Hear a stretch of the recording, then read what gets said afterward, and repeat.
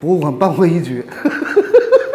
参加何真家厨子说，安徽黄山徽菜博物馆又是博物馆啊，3人427，因为他们后来又要点果汁儿。好，为了感谢你们到来，给你们带来我们安徽的黄梅戏。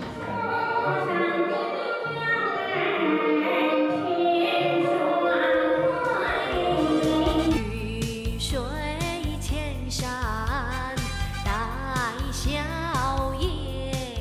谢谢。祁门中和汤小份39，祁门是地名，祁门红茶嘛。中和什么意思不知道，卖的去问去了。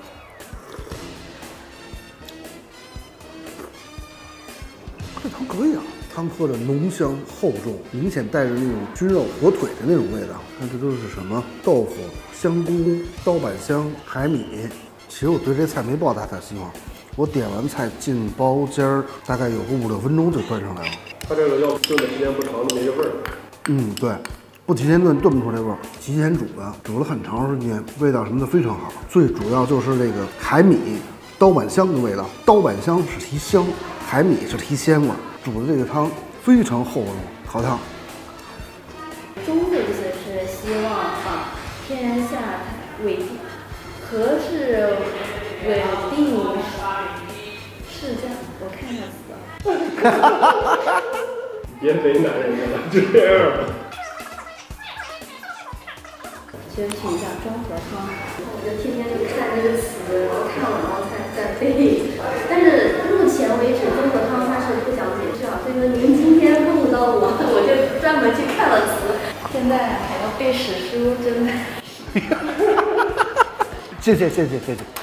对了，老唐，你上次说谈什么东西啊？谈下来了没？什么东西？这个吧？哇，苹果14 Pro Max 还是你顶？那可不，左下角游戏厂商找我做推广，这不得薅他们一波，直接让他们给粉丝准备一大波福利。厂商不亏钱吗？送手机呀、又不是谁都能领，只有点这条视频左下角才能领到。我都试过了，这苹果14 Pro Max 就是领蛋，而且我那华为 Mate 50也发货了，你看我呢？都可以，不止你能领，都可以领。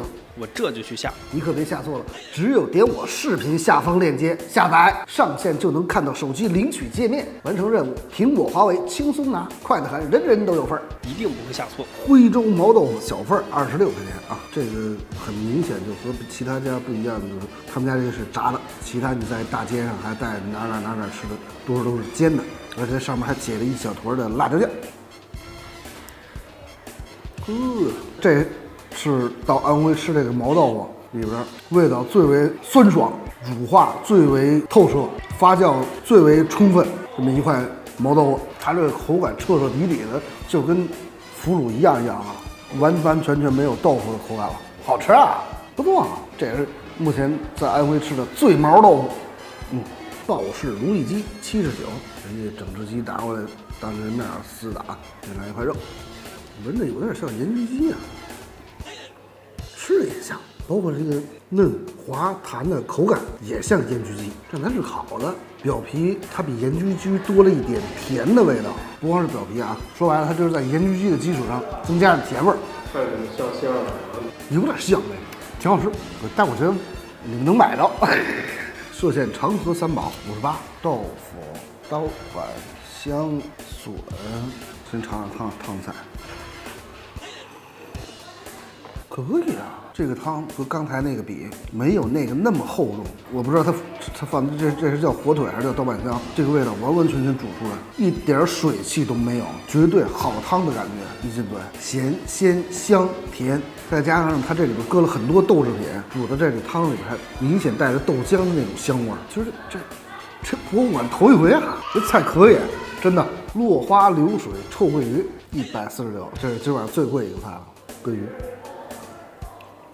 鱼肉的弹性、韧性，然后很滑，蒜瓣的肉都是这样。然后他们家就比别家多了一点点的辣味儿，臭味儿它家都差不多。你到安徽点这个菜，应该不会踩坑。老唐还真给我发了，你这左下角够给力呀！那可不，我都是跟厂商说好的，我这链接都可以直接跳转领取界面。做总结啊，这真是379，说实话真不贵，严重的低于了我的预期。因为一进门这场面太大。这点一说什么博物馆的，你们都懂哈。头一回他家几个菜都不错，除了那个鸡让我想起了开封菜，而且它那两个汤菜煮的时间够，非常好吃。那个毛豆腐，这怎么夸的呢？就是醉毛豆腐吧，也挺好。博物馆扳回一局。